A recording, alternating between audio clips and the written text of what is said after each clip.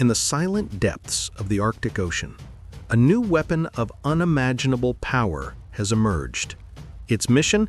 Not to fight battles, but to end wars. On November 1st, Russia launched its newest nuclear submarine, Khabarovsk, Project 09851, a vessel built to carry what President Vladimir Putin himself calls the weapon of the apocalypse. But what makes this submarine so terrifying? Why is it unlike anything the world has ever seen before? And could it truly unleash a radioactive tsunami capable of wiping out entire coastlines? This is the story of Khabarovsk, the silent giant that carries Poseidon, the deadliest underwater weapon ever built. On Saturday, November 1st, in the northern Russian city of Severodvinsk, the Russian Navy held a quiet but historic ceremony. The Minister of Defense, Andrei Belousov, and Admiral Alexander Moiseyev, commander of the Russian Navy, stood by as the Khabarovsk was finally launched into the sea.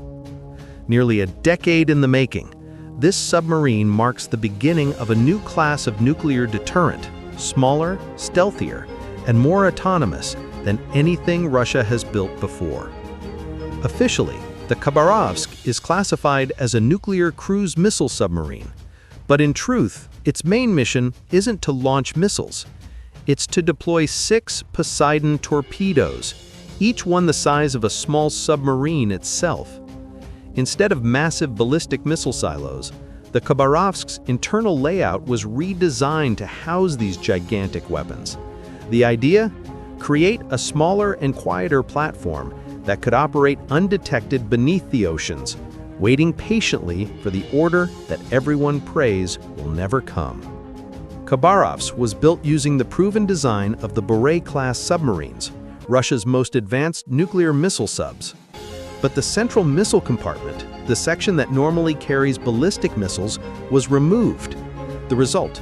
Length reduced from 170 to 112 meters. Displacement down from 15,000 to 10,000 tons, and a massive increase in stealth and agility. This makes the Khabarovsk harder to detect by NATO sonar arrays, a crucial advantage in the era of global submarine surveillance. At the heart of this project lies the Poseidon torpedo, known in NATO as Canyon, a weapon so extreme it defies classification. Each Poseidon is 24 meters long, weighs over 100 tons, and carries its own miniaturized nuclear reactor for propulsion. This gives it virtually unlimited range, an estimated 11,000 kilometers, 6,000 nautical miles, and speeds exceeding 100 knots, 185 kilometers per hour. But it's not just about range or speed. The Poseidon carries a thermonuclear warhead estimated at tens of megatons, enough to obliterate an entire coastal city. If detonated in shallow waters, experts believe it could generate a radioactive tsunami contaminating hundreds of kilometers of shoreline, rendering entire regions uninhabitable for decades. Its purpose? Not to strike first, but to guarantee retaliation. In nuclear strategy, deterrence is everything. The Poseidon fits perfectly into Russia's second strike doctrine, the idea that even if the nation is hit by a surprise nuclear attack, it can still strike back with devastating force. Because Poseidon operates autonomously once launched, it can travel silently across the ocean floor for days, weeks, even months, waiting. And once it's close enough, there's almost no defense capable of stopping it. In short, it ensures mutual destruction, even if all of Russia's land-based missiles are destroyed. For NATO, the Khabarovsk and Poseidon represent a new category of threat. Traditional anti-submarine warfare systems, designed to track noisy submarines and fast torpedoes, are almost useless against a weapon that moves deep, slow, and silent. Western analysts are now forced to rethink decades of doctrine.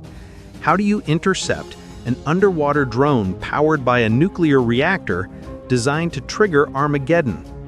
Construction of the Khabarovsk began in 2014, but its journey was far from smooth. The project faced years of delays caused by international sanctions, financial strain, the COVID-19 pandemic, and the ongoing war in Ukraine. Now, after nearly a decade, it's finally operational, a chilling reminder that Russia is willing to invest heavily in next-generation nuclear deterrence, no matter the cost. The Khabarovsk isn't just a submarine. It's a symbol of a new era where nations build weapons not just to fight wars, but to ensure they can end civilization itself if necessary. Silent, invisible, unstoppable. The Khabarovsk carries the future of nuclear deterrence and perhaps the shadow of humanity's greatest fear. If you enjoyed this deep dive into one of Russia's most secretive weapons, make sure to like this video, subscribe to Military Power TV, and turn on notifications so you don't miss our next exploration into the weapons shaping modern warfare. Сегодня для нас знаковое событие. Со стапеля прославленного Севмаша выводится тяжелый атомный ракетный крейсер «Хабаровск». Носитель подводного оружия, роботизированных средств. Он позволит успешно решать задачи по обеспечению безопасности морских границ России, защите ее национальных интересов в разных районах Мирового океана. Хочу поблагодарить всех, кто принимал участие в создании подлодки, за добросовестную и качественную работу. Кораблю еще предстоит пройти цикл морских испытаний. Желаю экипажу и сдаточной команде их успешного проведения. Товарищ министр обороны Российской Федерации, атомный подводный крейсер «Хабаровск» к выводу из цеха готов. Начать движение.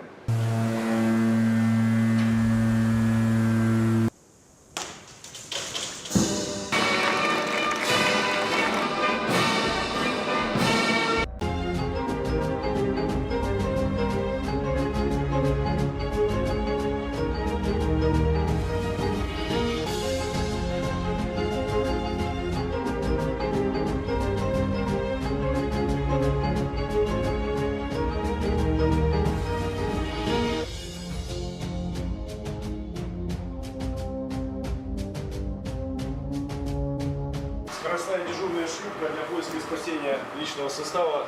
То есть весовронный ходовой мостик патрульного корабля офицера оснащен самыми передовыми системами состава прикрыт нас по чистому движению.